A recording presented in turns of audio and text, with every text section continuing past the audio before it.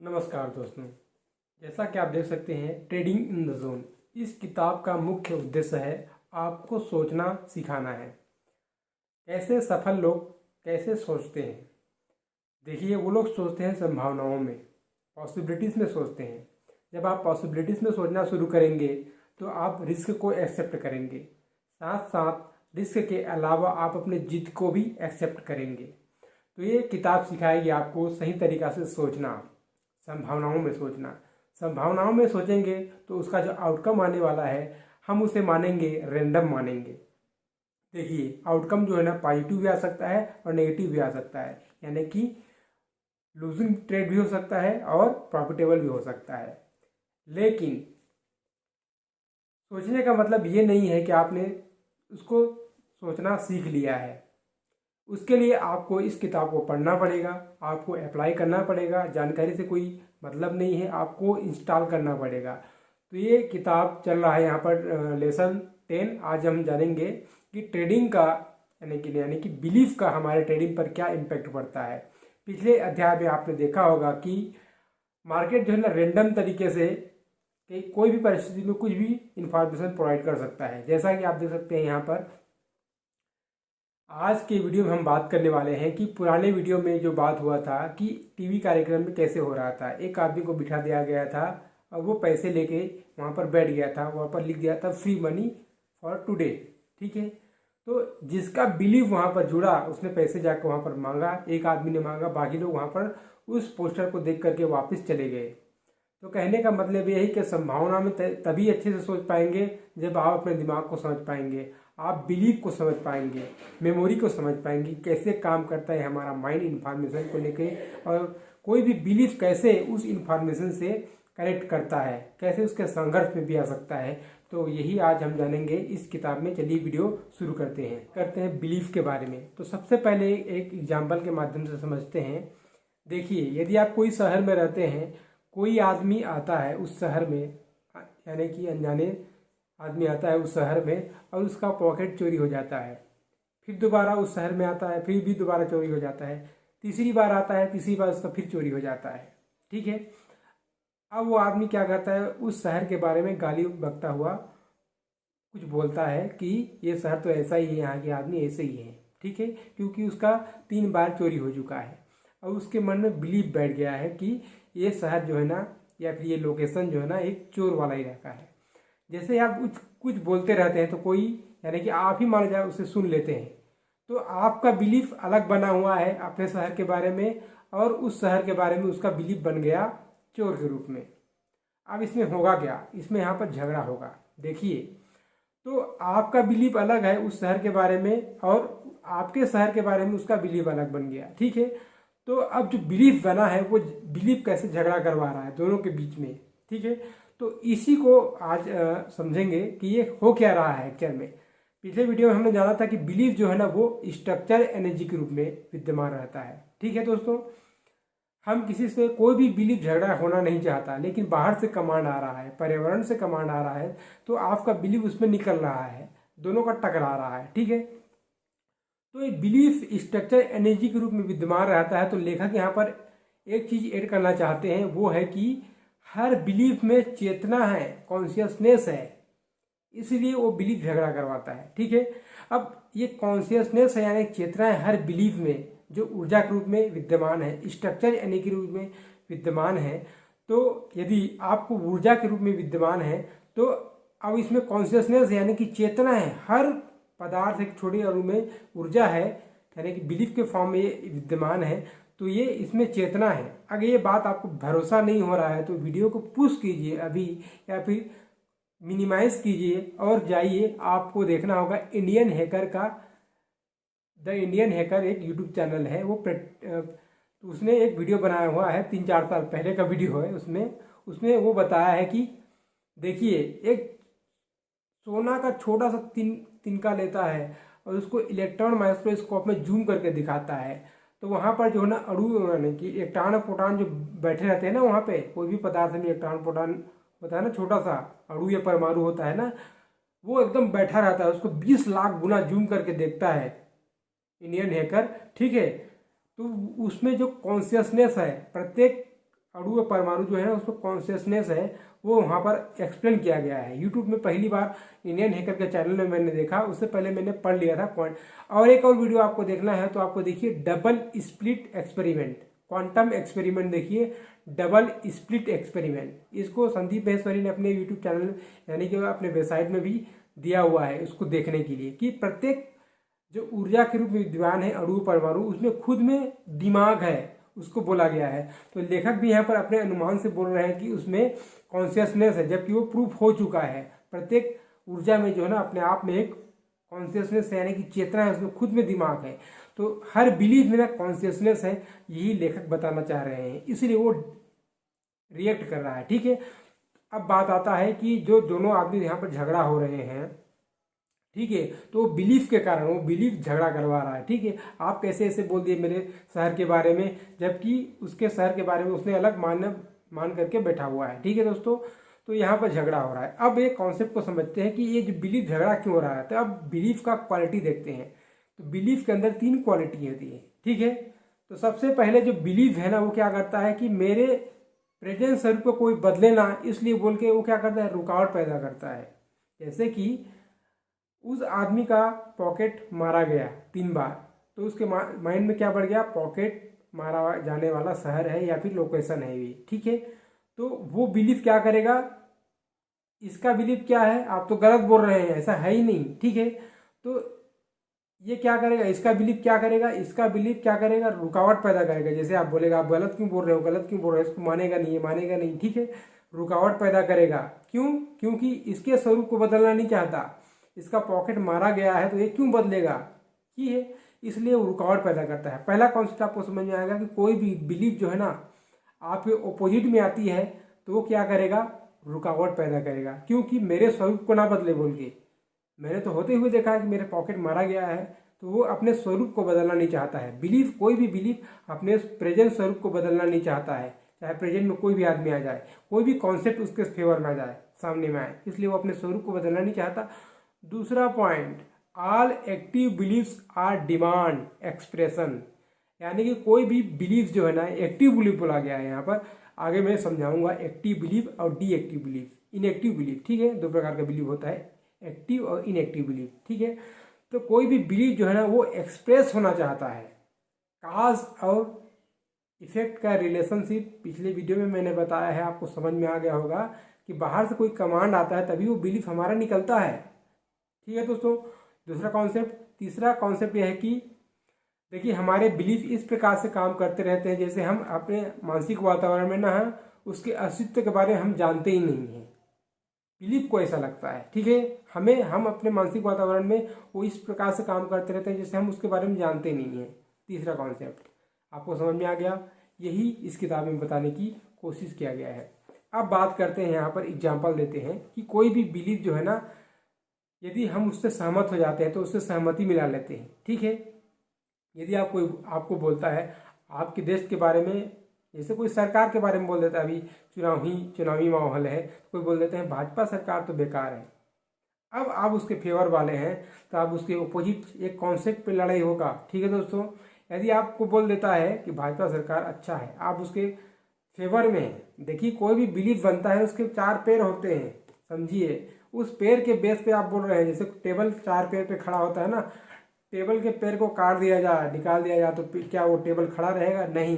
तो बिलीफ जो है ना वो आप समझिए उसका पैर है, किस बेस पे आपका बिलीफ खड़ा है, जिस प्रकार से टेबल खड़ा होता है। यही कॉन्सेप्ट को टोनी रॉबिन्स ने अवेकन द जायंट विदिन में समझाया हुआ है।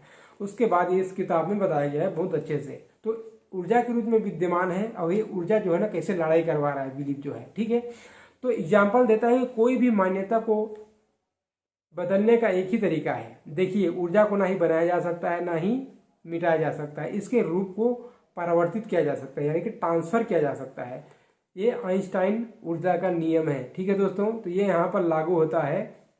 होता क्या है, कैसे आपको उसको डीएक्टिवेशन करते हैं, उसके ऊर्जा को यानी कि कॉन्सेप्ट को वही रहने देना है, उसके ऊर्जा को डीएक्टिवेशन कर देना है, ठीक, जिसे इनएक्टिव बोला गया है।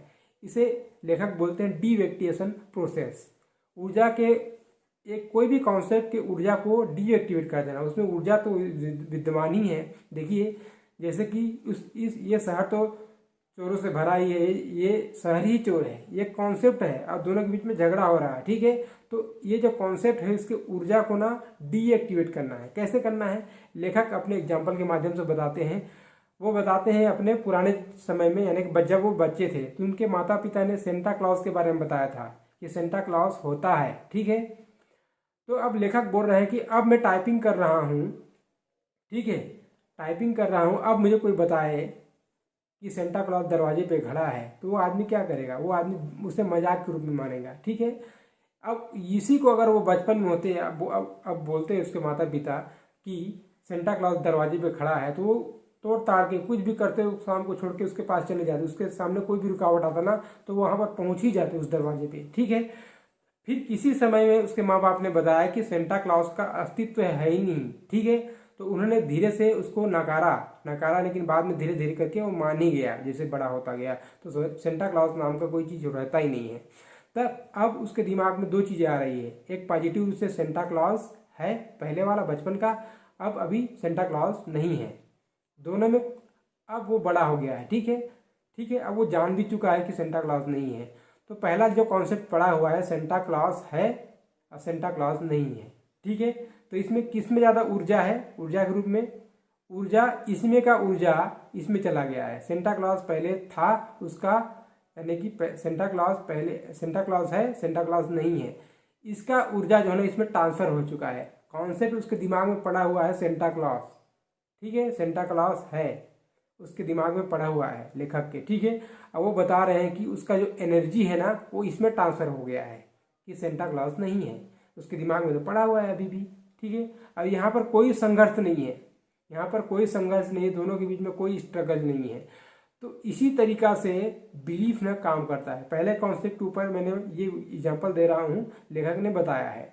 तो इस प्रकार से हमें क्या करना है, अपने डिज़ायर को पूरा करने के लिए, इच्छाओं को पूरा करने, अपने गोल को पूरा करने के लिए एक ऊर्जा से एक कॉन्सेप्ट में लड़ाई हो रहा है ना, उस कॉन्सेप्ट के एनर्जी को डीएक्टिवेट करना है, डीएक्टिवेशन करना है, यानी इनएक्टिव करना है। इसी को ऑल एक्टिव एक्सप्रेशन डिमांड बोला गया है ना, कि कोई भी बिलीफ जो है ना कमांड के बेस पे, काज और रिलेशनशिप के बेस पे ना वो एक्सप्रेस होना चाहता है, बाहर निकलना चाहता है, जब तक वो कमांड ना आए काज और इफेक्ट वाले रिलेशनशिप के माध्यम में, यानी कि कारण और प्रभाव, कारण आएगा तभी उसका इफेक्ट होता है, ठीक है।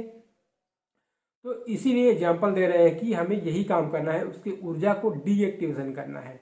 कैसे करना है, इसी किताब के इसी लेसन में आपको एक्सरसाइज दिया जाएगा।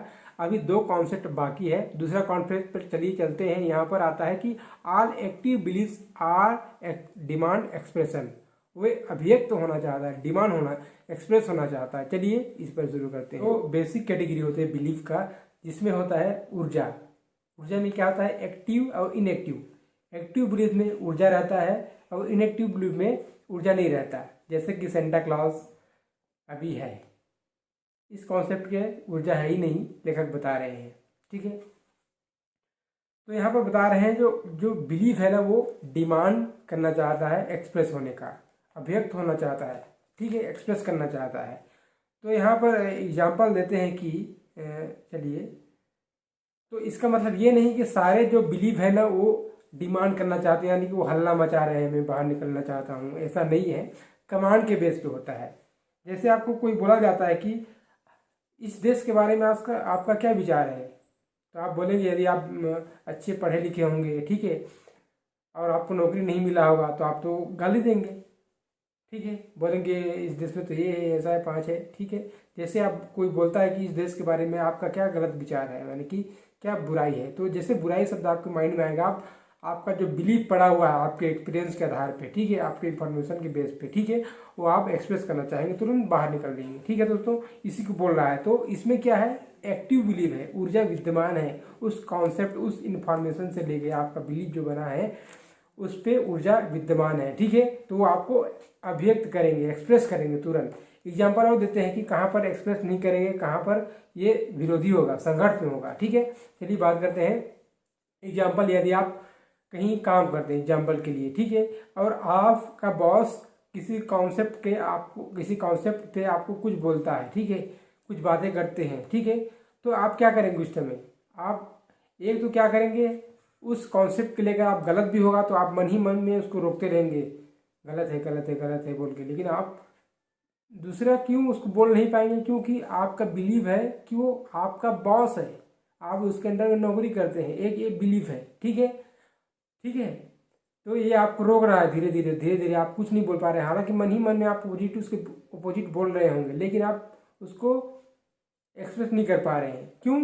क्योंकि आपका ऊर्जा जो है ना, बॉस वाला जो ऊर्जा है, यानी कि आप उसके अंडर में नौकरी करते हैं, उसका बिलीव जो है ना, उसका ऊर्जा जो है ना हाई है, और ये वाले कॉन्सेप्ट के जो आपको गलत बोल रहा है, फिर भी आप उसका ऑपोजिट जवाब नहीं दे पा रहे हैं। तो इसका मतलब यही है कि जिसका ऊर्जा ज़्यादा होगा, हर बिलीव में एनर्जी होता है, ठीक है, तो जिसका ऊर्जा ज़्यादा होगा ना वही एक्सप्रेस करेगा। लेखक का कहने का मतलब यही है कि कोई भी बिलीव डिमांड करता है एक्सप्रेस होने के लिए, तो उसमें क्या होता है, ऊर्जा के रूप में विद्यमान होता है। हालांकि कॉन्शियसनेस दोनों में होता है, लेकिन एक्टिव बिलीफ और इनएक्टिव बिलीफ, जिसमें ऊर्जा विद्यमान है और जिसमें ऊर्जा विद्यमान नहीं है, लेकिन इसमें एक में ज़्यादा ऊर्जा है तो वो ज़्यादा एक्सप्रेस करेगा। ठीक है दोस्तों, वो पहले एक्सप्रेस करेगा। जैसे आपके घर के बारे में कुछ भी बोल देता है उल्टा सीधा, तो आप उस समय आप अपने बॉस फॉस दुनियादारी देखेंगे नहीं, सीधा झाड़। ठीक है दोस्तों, ये दूसरा कॉन्सेप्ट आपको समझ में आ गया। ऑल एक्टिव बिलीव्स डिमांड करता है एक्सप्रेशन का। ठीक है, तो यहाँ पर उस कुत्ते और छोटा बच्चा का एग्जाम्पल दिया गया है लेखक द्वारा। तो बात करते हैं कि पहली मुठभेड़ में क्या हुआ था। जब पहली मुलाकात हुई थी छोटा बच्चा का और कुत्ता का, याद रखिए इस वीडियो में यानी कि इस किताब में बताया गया है, कुत्ता को मार्केट बताया गया है, एक नया बच्चा है जिसे पता नहीं है कुत्ते के बारे में। ठीक है, उस नए बच्चे को बताया गया है ट्रेडर के रूप में। ठीक है दोस्तों, एग्जाम्पल शुरू करते हैं। जब पहली बार जब दोनों मिलते हैं तो कुत्ता क्या कर देता है, उसको काट लेता है। जैसे काट लेता है तो लड़के के मन में क्या बढ़ जाता है, दिमाग में, कि सभी कुत्ते खतरनाक होते हैं। तो ये मान्यताएं जो उसके दिमाग में बैठा हुआ है, अब अगली बार एग्जाम्पल के लिए मान लिया जाए वो कहीं अपने माता पिता के माध्यम से कहीं गुजर रहा होता है, तो अचानक वो देखता क्या है कि सारे जो दूसरे बच्चे हैं कुत्तों के साथ खेलते रहते हैं। ठीक है, किसी अन्य कुत्ते के साथ खेलते रहते हैं। तो यहाँ पर होता क्या है, लड़कों जो खेलते रहते हैं उनको देख करके इस बच्चे के मन में डिजायर पैदा होता है कि मैंने तो देखा था कि सारे कुत्ते खतरनाक होता है। ये उसका नेगेटिव रूप से चार्ज किया गया बिलीव है। अब वो देख रहा है डिजायर वाला, कि एक नया बिलीव क्रिएट हो रहा है सभी कुत्तों के साथ देखना। तो एक नया मन में उत्सुकता पैदा हो रहा है कि सभी कुत्ते बिलीव नहीं, यानी कि सभी कुत्ते जो है ना खराब नहीं हो सकते। एक नया डिजायर पैदा हो रहा है। तो यहाँ पर होगा क्या, देखिए अब उसे इच्छा होने लग गया कि काश मैं भी उन बच्चों की तरह उसको छू पाता, देख पाता, ठीक है, महसूस कर पाता। ठीक है, तो यहाँ पर डिजायर अब उसके दिमाग में एक तैयार हो रहा है नया बिलीफ। ठीक है, लेकिन ऊर्जा उसका कम है, उसका एनर्जी कम जो तैयार हो रहा है। बाकी जो पहले काटा हुआ है उसके दिमाग में बैठा हुआ है, उसका ऊर्जा जो है ना ज़्यादा है, उसका नेगेटिव ऊर्जा है। यहाँ पर पॉजिटिव ऊर्जा लेकिन थोड़ा कम है, वो क्रिएट हो रहा है। अब होता क्या है, उसके दिमाग में संघर्ष चलेगा, स्ट्रगल चलेगा कि सभी कुत्ते खतरनाक होते हैं, ये नेगेटिव से चार्ज है। अभी जो देख रहा है कि सभी कुत्ते कैसे खतरनाक हो सकते हैं, बाकी लोग तो खेल रहे हैं उसके साथ, तो इसमें होगा कॉन्फ्लिक्ट, होगा संघर्ष होगा। ठीक है, तो जिसमें ज़्यादा एनर्जी रहेगा ना वही यहाँ पर एक्सप्रेस होगा। ठीक है दोस्तों, आगे देखते हैं। आगे जब भी वो ऐसा देखेगा तो उसके दिमाग में डिजायर पैदा होगा। तो अब होगा क्या, देखिए दोनों के बीच में संघर्ष होगा, उसी को मैं बता रहा हूँ। तो उसको क्या करना पड़ेगा, ऊर्जा को ट्रांसफर करना पड़ेगा। ठीक है, सभी कुत्ते खतरनाक होते हैं, ये कि उसके मन में डिजायर पैदा हो रहा है उसको छूने का, महसूस करने का। ठीक है, लेकिन इसका ऊर्जा कम है। ठीक है दोस्तों, तो इसके डीएक्टिवेशन करके इसमें ट्रांसफर करना पड़ेगा। ठीक है, उसके लिए एक बार कुत्ते के पास जाना पड़ेगा। लेकिन जब भी वो कुत्ते के पास जाएगा तो उसे ये पुराना बिलीफ पड़ा हुआ है कि सभी कुत्ते खतरनाक होते हैं, वो डर लगने लगेगा। इसका कंपेयर करें ट्रेडिंग से। यदि आपने पहले ट्रेडिंग किया हुआ है और ट्रेडिंग कर करके लॉस किया होगा, तो जो कुत्ता काटा है समझो वो आपका लॉस हुआ है। ठीक है दोस्तों, तो आपको डर लगेगा, दोबारा जब भी ट्रेडिंग करेगा तो डर लगेगा। क्यों लगेगा, आपका नेगेटिव से चार्ज एनर्जी का ऊर्जा ज़्यादा है, यानी लॉस खाने का ऊर्जा ज़्यादा है, यानी कि जो कुत्ता काटा है ना उसको आप लॉस समझिए, ठीक है। तो ये एनर्जी जब भी आप मार्केट में ट्रेडिंग करने जाएंगे तो इस प्रकार का आपका डर जो है ना वहाँ पर सामने आ जाएगा। देखिए मार्केट ऊपर जाता हुआ नीचे जाता हुआ एक कैंडल स्टिक है, चाहे आप लाइन चार्ट लगाएं चाहे कुछ भी लगाएं, तो ऊपर जाएगा नीचे जाएगा, वो आपको इन्फॉर्मेशन दे रहा है, आपके अनुभव के आधार पर आपको डर लग रहा है। क्यों? क्योंकि आप उम्मीद कर रहे हैं कि मार्केट आपके फेवर में जाए। यदि मार्केट आपके फेवर में ऊपर या नीचे नहीं जाता है, ठीक है, तो आपको डर लगना शुरू हो जाता है। क्यों? क्योंकि आप उम्मीद लगा रहे हैं। यदि आप उम्मीद ही नहीं लगाते तो आपका डर कैसा लगेगा? जब आप मार्केट में ट्रेड में होते हैं तभी आपको डर होता है, क्योंकि आप उम्मीद लगा रहे होते हैं कि मार्केट आपके फेवर में जाए। जैसे ही उस आपके फेवर में नहीं जाता है तो आपको डर लगने लगता है। सेम तरीका से एक कुत्ते और बच्चे का एग्जाम्पल आपको समझ में आना चाहिए, जो बता रहा है लेखक बहुत अच्छे से। तो अब होता क्या है यहाँ पर, उस ऊर्जा को डीएक्टिवेशन करने के लिए एक बार उस कुत्ते को आपको छूना पड़ेगा, महसूस करना पड़ेगा। लेकिन जैसे ही आप उसके पास में जाएंगे, जो पुराना बिलीफ का जो एनर्जी है वो आपको रोकेगा। हालांकि नया एनर्जी जो है ना, डिजायर स्टेट उसका जो बन रहा है, वो छूना चाहता है कुत्ते को। आप भी चाहते होंगे ट्रेडिंग करना, लेकिन आपका जो पुराना बिलीफ पड़ा हुआ है, ठीक है, वो संघर्ष में आ रहा है, उसको कॉन्फ्लिक्ट कर रहा है दोस्तों। तो यही मेन उद्देश्य है इस किताब का। तो इसकी तुलना आप ट्रेडिंग से कीजिए, कैसे आप डर रहे हैं, क्यों डर रहे हैं। इससे पहले मैंने एक आध महीने पहले एक वीडियो बनाया था कि ट्रेडिंग करते समय हमें डर क्यों लगता है, तो जाकर के वीडियो देख सकते हैं।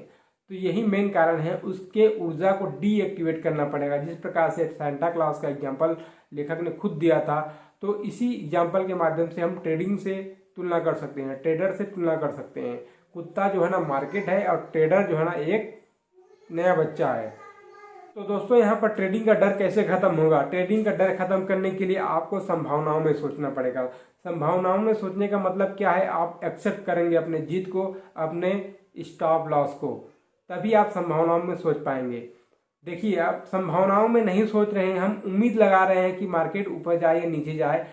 इस तरह का आप कंफ्लिक्ट पैदा कर रहे हैं अपने दोनों बिलीफ सिस्टम के बीच में। यदि आप उम्मीद करते हैं कि मार्केट आपकी तरफ जाएगा, अब मार्केट अगर आपके फेवर में नहीं जाता है तो आपको पेन पैदा होगा, यहाँ पर फियर पैदा होगा दोस्तों। यही कारण है कि जो कुत्ते का एग्जाम्पल और बच्चे का एग्जाम्पल यहाँ पर दिया गया है। तो ये अध्याय यहाँ पर खत्म नहीं होता है, एक और एग्जाम्पल यहाँ पर बच जाता है। तीसरा पॉइंट जो बिलीफ का मैंने बताया था, उसको आने वाले वीडियो में मैं एक्सप्लेन करूँगा। तब तक के लिए वीडियो अच्छा लगा तो लाइक कीजिए, शेयर कीजिए, चैनल पर नए चैनल को सब्सक्राइब कीजिए। मिलते हैं नेक्स्ट वीडियो में। जय हिंद।